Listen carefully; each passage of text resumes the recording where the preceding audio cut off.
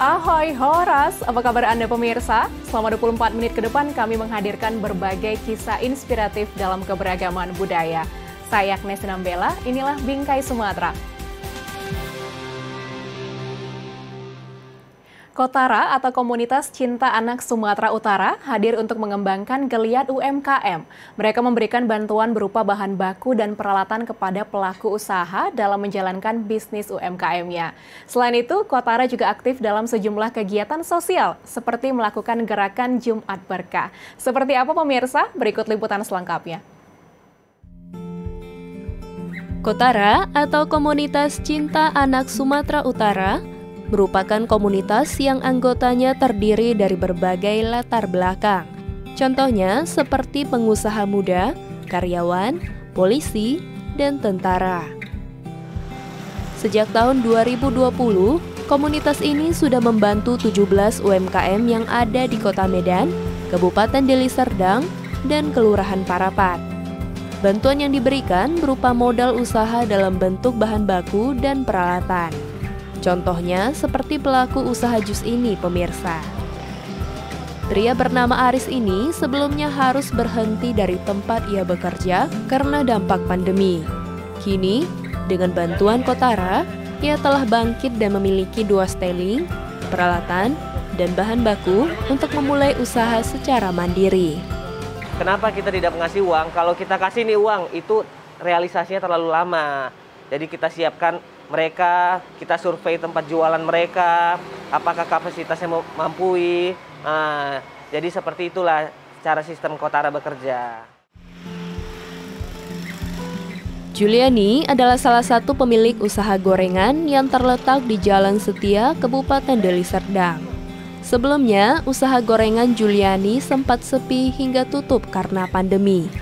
Putra Juliani juga kesulitan mencari pekerjaan pada saat pandemi. Sehingga mereka berdua pun sepakat untuk mengajukan permohonan bantuan modal usaha untuk menghidupkan kembali usaha gorengan tersebut kepada Kotara. Setelah disurvei, permohonan bantuan modal usaha mereka diterima.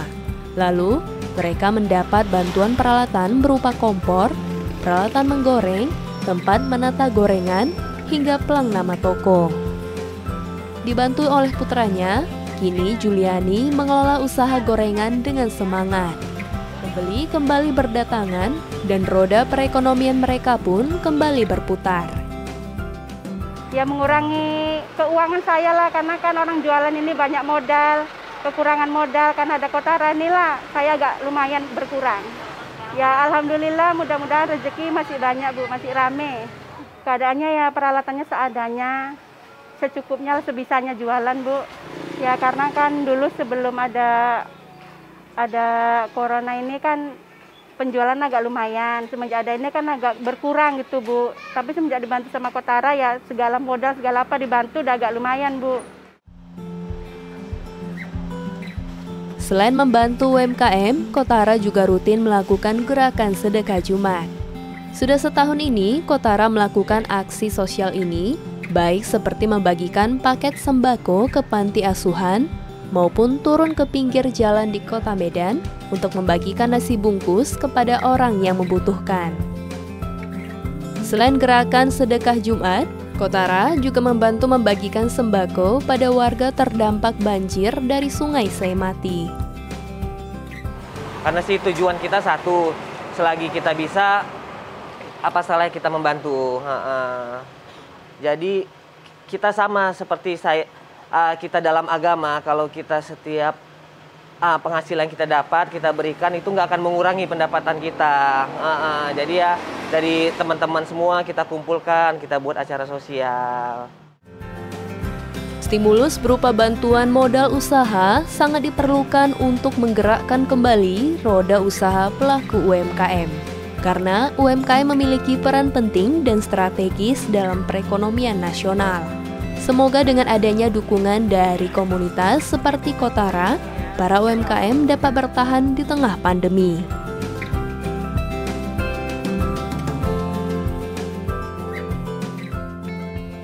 Pemirsa, beberapa waktu lalu tim inovasi mitigasi COVID-19 Universitas Sumatera Utara sukses memproduksi cairan pembersih tangan atau hand sanitizer yang sifatnya lebih stabil dan efektif dalam memberikan perlindungan.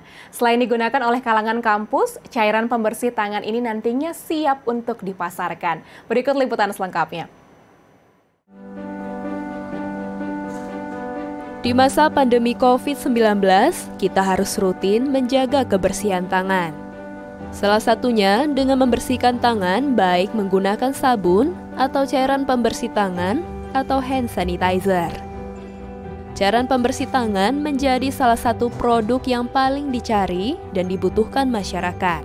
Karena cairan ini bersifat praktis dan mengandung alkohol yang dapat membasmi kuman atau virus dengan cara membelah sel, mengacaukan metabolisme sel, hingga memecah protein dari mikroba itu sendiri. Melihat peran cairan pembersih tangan yang begitu penting dalam mencegah penularan virus corona di masyarakat, tim dari Universitas Sumatera Utara menciptakan cairan pembersih tangan bermerek Hanspas. Cairan pembersih tangan yang aman dan berkhasiat ini merupakan hasil penelitian dari dosen-dosen Fakultas Farmasi yang tergabung dalam tim produk inovasi mitigasi COVID-19 USU. Tantangan pembuatannya ketika kami menguji kadar stabilan dari alkohol. Jadi kami upayakan kadar alkohol harus di 70%. Jadi beberapa emulgel kita cobakan dan selanjutnya mendapatkan emulgel yang dapat sesuai dengan formulasi kami sehingga dapat kami bikin sediaannya. Dan satu lagi kita cari emulgel itu yang tidak lengket di tangan. Karena kalau misalnya lengket di tangan itu salah satu yang bikin tidak kenyamanan atau di tangan. Yang ketiga, kita cari emulgel saja yang tidak ataupun bisa dikatakan tidak mengiritasi pada tangan ataupun kulit. Untuk menjamin kestabilan dan efektivitasnya dalam membasmi mikroba, Hanspas juga sudah melalui beberapa tahap pengujian, seperti uji formulasi, uji kadar kestabilan alkohol, hingga uji kadar antimikroba. Dalam memproduksi Hanspas secara massal, tim produk inovasi mitigasi COVID-19 USU juga sudah bekerja sama dengan salah satu industri milik alumni USU. Mereka juga sudah mendaftarkan Hanspas ke Kementerian Hukum dan HAM sebagai merek dagang, serta mendapat izin edar dari Kementerian Kesehatan Republik Indonesia. Mengenai tentang keunggulan dari produk kami, yaitu dari Hanspas sendiri, itu adalah salah satunya kami memakai salah satu emulgel yang dapat membuat kadar alkohol itu mesti tetap di atas 70% walaupun dalam kondisi yang ekstrim. Nah, walaupun dalam kondisi terbuka lama, dia bisa bertahan lama. Dan kenapa pakai gel? Karena gel itu kami upayakan tetap stabil ketika dipakai di tangan sehingga memberikan efektivitas membunuh mikroba dengan baik, yaitu di atas 95% sampai 99%. Saat ini, Hanspas masih diproduksi dan dipakai untuk kebutuhan internal kampus. Contohnya, seperti diletakkan di berbagai titik-titik strategis di dalam Fakultas Farmasi, sehingga dapat digunakan ketika mahasiswa, dosen, maupun pegawai ketika beraktivitas di dalam fakultas. Salah satu komponen yang harus kita sediakan untuk persiapan tatap muka ini adalah salah satunya adalah hand sanitizer ya. Otomatis ya ketersediaan hand sanitizer ini sangat membantu sekali nanti di dalam persiapan kami untuk kuliah hibrid di semester depannya. Selain digunakan oleh pihak internal kampus, Hanspas juga telah dibagikan ke 30 puskesmas di Kota Medan, beberapa rumah ibadah, rumah sakit USU, maupun kepada pegawai kampus USU yang membutuhkan. Kedepannya, tim produk inovasi mitigasi COVID-19 USU berharap produk ini dapat diproduksi agar bisa digunakan oleh masyarakat luas. Tapi kalau misalnya katakan harga, saya pastikan itu harganya masih di bawah harga pasar. Karena kita berupaya di sini adalah suatu produksi yang bisa dijangkau oleh seluruh masyarakat. Jalan untuk mengentaskan pandemi memang masih sangat panjang. Ini bukan persoalan 1-2 orang, tapi persoalan kita bersama untuk saling mendukung dalam menghentikan angka penularan. Dan pembuatan cairan pembersih tangan usus adalah salah satu dari sekian banyak upaya di dalamnya. Mari kita bersinergi mengentaskan pandemi.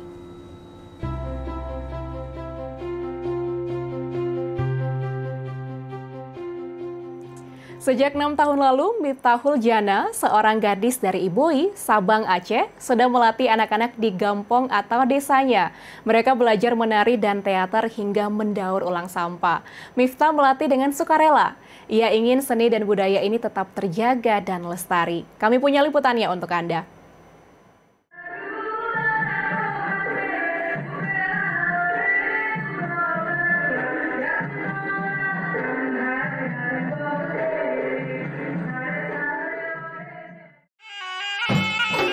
Selamat datang di Kota Sabang, sebuah kota di ujung barat Indonesia.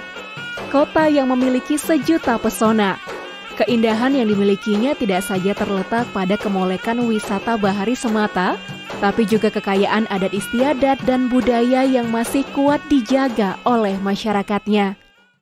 Seperti yang dilakukan Miftahul Jana, gadis berusia 24 tahun asal Sabang ini, begitu cinta akan seni dan budaya Aceh, terutama seni tarinya. Sejak kecil, Miftah sudah menaruh perhatian besar terhadap tarian tradisional Aceh. Meski sempat mendapat pertentangan dari orang tuanya, namun Miftah berusaha membuktikan dan berikan prestasi terbaik. Ia tidak ingin seni dan budaya ini hilang tergerus zaman dan anak-anak tidak kenal seni dan budayanya. Karena itulah ia mendirikan sebuah sanggar bernama Cantika Aceh sekitar 6 tahun lalu. Ia mengumpulkan anak-anak di daerah tempat tinggalnya di Iboi, Sabang untuk belajar menari. Sebanyak 40 anak yang diajari Miftah. Ia mengajar dengan sukarela tanpa imbalan apapun. Selain mengajar menari, Miftah juga mengajak anak-anak ini bermain drama. Ada banyak kisah yang diangkat, biasanya seputar perjuangan rakyat Aceh. Jadi kata Cantika itu pertama Miftah ambilnya dari cantik karena penari itu kan cantik-cantik semua. Jadi dari situ Miftah ubah lagi tambah A jadi Cantika. Jadi dari situ ada kepanjangannya cintai Aceh dengan tari budaya adat tak lupa. Kita cintai Aceh dengan tarian, namun budaya dan adat jangan kita lupakan. Jadi pas orang ini lihat-lihat kakak-kakak nari di kota, jadi orang ini kayak sedih gitu, kecewa, mungkin karena nggak ada yang ngajarin juga salah satunya. Jadi dari situ Miftah kepikiran untuk ngajak anak-anak ini, dan kemudian anak-anak ini pun bangga, ingin jadi seorang penari juga. Perhatian Miftah tidak berhenti pada seni dan budaya Aceh saja. Ia juga menaruh perhatian besar terhadap kebersihan lingkungan tempat tinggalnya. Ia pun mengajak anak-anak mengutip sampah di sekitar tempat tinggal mereka. Sampah-sampah yang dikutip ini kemudian dikumpulkan dan dikreasikan menjadi benda layak pakai. Miftah juga mengajak anak-anak ini mendaur ulang sampah. Anak laki-laki bertugas membuat hiasan dari karton bekas, sementara anak perempuan bertugas membuat baju daur ulang dari plastik. Ada bermacam benda layak pakai yang sudah mereka hasilkan. Salah satunya adalah pakaian dari plastik ini. Pakaian ini bahkan sering disewa untuk beberapa pagelaran. Tentu saja hal ini membawa angin segar bagi Miftah dan anak-anak didiknya. Sebab benda daur ulang yang mereka hasilkan dapat bermanfaat bagi orang lain. Senang, karena di sanggar ini kita dapat berkumpul beramai-ramai dan dapat berlatih bakat yang terpendam dalam diri kita. Di sini kami belajar drama, belajar nari. Dengan adanya sanggar ini saya sudah dilatih cara supaya tidak malu lagi. Miftah telah berupaya agar seni dan budayanya tetap terjaga. Karena ia sadar, usia muda adalah masa produktif untuk berkarya dan bermanfaat bagi sesama.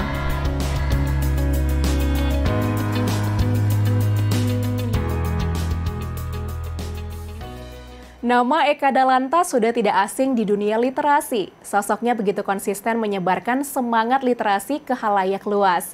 Sejak pandemi, Eka membentuk komunitas ngobrol buku bersama teman-teman seperjuangannya. Mari berkenalan lebih dekat dengan Eka Dalanta dalam segmen Sekitar Kita kali ini.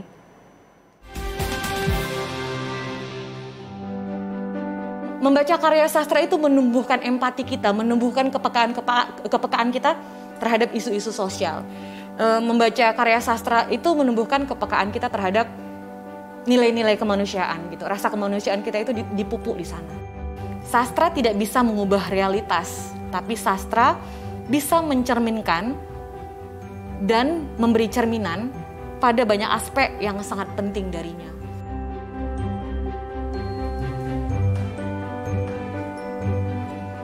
Hai, aku Eka Dalanta. Aku bekerja sebagai seorang penulis dan sebagai seorang editor. Terus aku aktif di beberapa kegiatan literasi. Selain di Alusi Tautoba, sekarang aku juga bersama teman-teman aktif memperkenalkan sastra kepada terutama anak-anak muda, mereka yang sangat akrab dengan media sosial. Jadi kami punya kegiatan namanya Ngobrol Buku, yang kegiatannya itu live dan memperkenalkan ngobrolin buku, terutama karya sastra, seperti itu, Des. Kalau misalnya ada yang nanya, kamu kenapa sih suka sama sastra, suka sama buku gitu? Perkenalanku sama dunia membaca terutama ya, dan membaca karya sastra itu dimulai sebenarnya dari aku kecil. Kalau ditanya siapa yang berkontribusi di sini, aku mau bilang ini salah bapaknya aku. Jadi bapak itu dari kecil, dari kami kecil itu ya suka membawakan buku-buku cerita. Di masa pandemi ini justru memang intensitas membaca aku jadi jauh lebih banyak ya, karena ada banyak waktu di rumah gitu. Kalau dulu membaca buku tetap sebulan itu ada membaca buku. Dulu itu paling banyak 8-10 gitu ya, 8-10. Tapi selama pandemi itu justru bertambah. Sekarang ini aku membaca buku kisarannya itu paling banyak 18 pernah, 18 buku dalam sebulan. Tapi itu yang rekor sekali. Kalau standarnya itu 8-10 lah.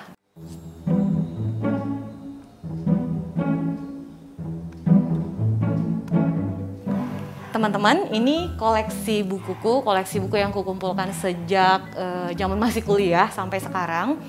Jumlahnya kurang lebih hampir 1000, macam-macam, dari sastra, teori-teori sastra, politik, sejarah, kebudayaan, ekonomi, komik, macam-macam lah. Yuk kita lihat.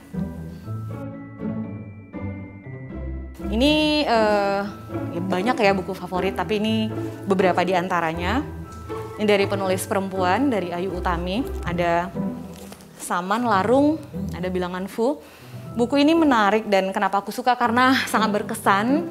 Aku baca waktu masih zaman kuliah dan ini juga gebrakan di dunia sastra. Di saat itu makanya ini sangat menarik, pengalaman bacanya juga sangat menyenangkan. Terus masih ada beberapa yang lain. Kalau ini koleksi buku karya penulis favoritku, Seno Gumira Aji Dharma, dan ada Pramudia Anantatur. Ini semuanya. Nah, kalau dari Pram, karyanya yang paling aku suka itu bukan Pasar Malam. Ada quote-nya bahwa hidup manusia bukan kayak pasar malam yang berbondong-bondong datang. Tapi manusia itu pergi satu-satu, sangat kontemplatif. Kemudian aku juga suka Seno. Salah satunya itu Negeri Senja, dan ini yang paling banyak disukai sama anak-anak zaman sekarang juga nih, Sepotong Senja untuk Pacarku, bentuknya kayak surat. Kalau Negeri Senja ini juga menarik karena menceritakan sebuah negeri yang punya penguasa yang tiran. Jadi banyak kritik sosialnya juga di dalam, kritik politiknya juga, dan bicara soal realitas. Nah teman-teman, itu tadi semua koleksiku, masih belum seberapa, tentu masih banyak juga yang harus kulengkapi. Pokoknya nanti mau ditambahin lagi deh karya-karya sastra yang belum ada sekarang, bakal dilengkapi lagi.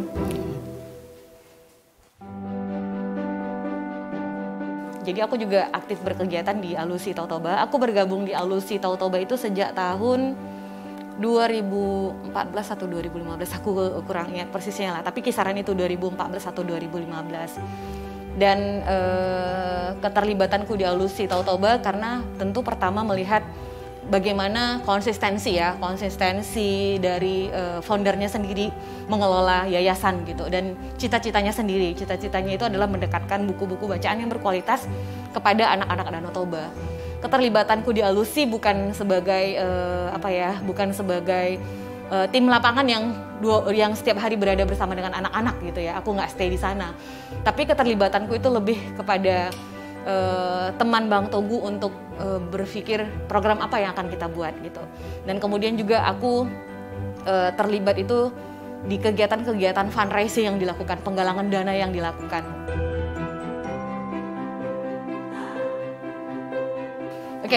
Kalau selama pandemi memang aku juga aktif di sebuah kegiatan namanya Ngobrol Buku. Ngobrol Buku ini memperkenalkan sastra Indonesia kepada masyarakat yang aktif dengan media sosial gitu, yang sangat akrab dengan internet gitu ya. Tagline-nya itu memperkenalkan hasanah sastra Indonesia gitu.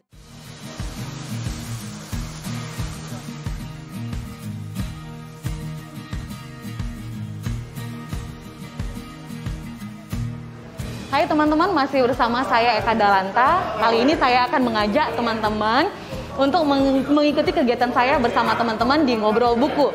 Dan di kegiatan offline kali ini kami akan membahas buku Permulaan Sebuah Musim Baru di Suriname karya Bang Koko Henry Lubis. Ikuti terus ya.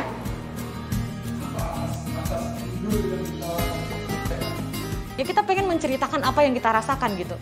Nah, ketika membaca karya sastra, ya kita juga pengen menyampaikan pengalaman membaca kita itu gitu, dan itu justru lebih menyenangkan gitu, mengekspresikan perasaan kita ketika setelah membaca sesuatu itu juga aku pikir adalah sebuah kesenangan juga gitu.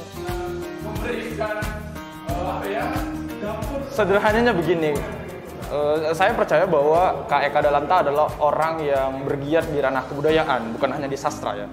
Karena Kak Eka juga seorang jurnalis, juga seorang penulis, editor, dan ya itu ada di Ngobrol Buku gitu. Nah, selain pembaca yang disiplin kan Kak Eka juga penulis yang rajin gitu. Kita bisa membaca lah di blognya. Saya pernah membaca satu tulisan Kak Eka 2011 atau 2000 berapa tentang pamerannya Frankie Pandana, seorang art dealer yang ada di Sumatera Utara. Dan itu ya saya belum mengenal dunia tulis-menulis, dan Kak Eka sudah menulis di blognya gitu, tentang perjalanannya ke diskusi-diskusi dan lain-lain.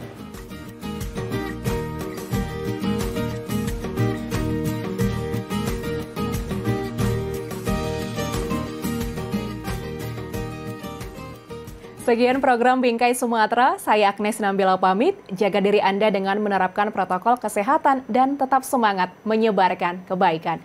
Sampai jumpa.